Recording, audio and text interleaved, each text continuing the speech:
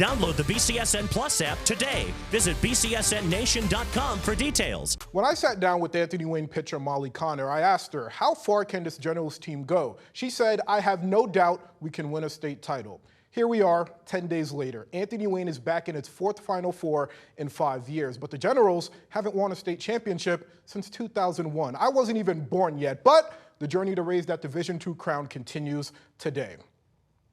There's Molly Connor getting ready. Anthony Wayne taking on Mount Vernon, trip to the state title game on the line. Bottom of the third, Generals down 2-0, 2 runners on. The Generals come marching back. Lila Carrizales pops one into right. It falls between 3 defenders. Addie Baining scores. Anthony Wayne draws within 1.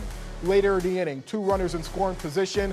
Peyton DeTrey laying down the bunt. Keely Pollard hesitates to throw to home. It's a fielder's choice to first base. Kenley White scores. We've got a tie game in Akron. Bottom of the fourth, runner on second, Casey Joe Carter firing a laser to left field. Off the glove of Brooke Dovenbarger, Connor scores to give the Generals the lead. 3 unanswered runs for the Gens. They lead 3-2. Skip ahead to the top of the 7th. A-Dub up 4-3. Presley Pope goes deep to center field.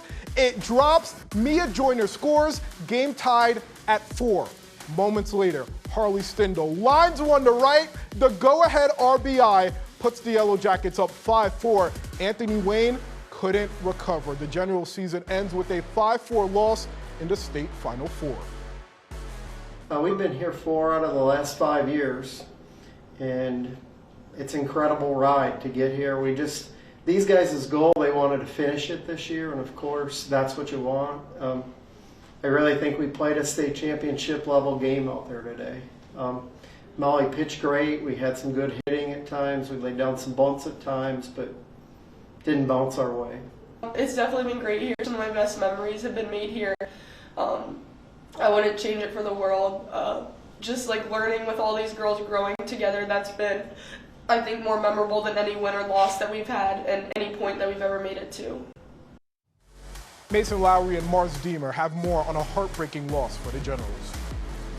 Well, all the credit here has to go to Mount Vernon. You've got a program that has made it to state for the very first time and a young team that plays with a ton of emotion. Now, that emotion wasn't looking too good or too promising when they were down 4-2, but to their eternal credit, they were able to right the ship and complete a pretty unlikely comeback. Yeah, there was a lot of thrown hands, a lot of eye rolls, but they ended up kind of shifting that energy and turning it into like a fuel of their fire. I saw a lot of just screaming at the bases, and they ended up kind of rallying behind each other, and it turned into a good outcome for them.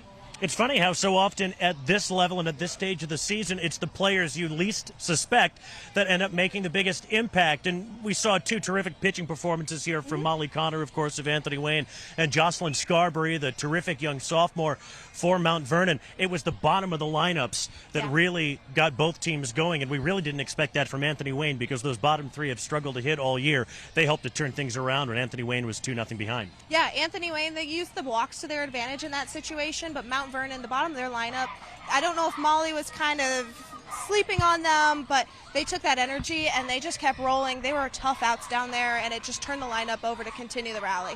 And how about Harley Stindl, the designated player, the freshman from Mount Vernon, who didn't appear in the season box score all season, to get the hit in the 7th that ultimately won the game for the Yellow Jackets.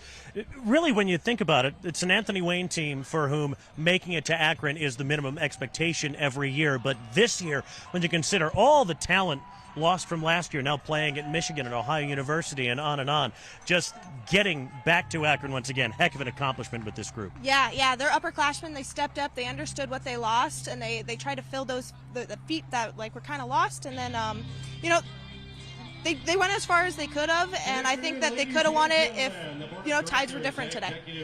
Absolutely. Still a really good year for Anthony Wayne, ranked number 1 for most of the season in Division II, but once again, they fall in the state semifinals. Tournament Time on BCSN is brought to you by Med1 Care Therapy Partners, number 1 in quality service and quality care.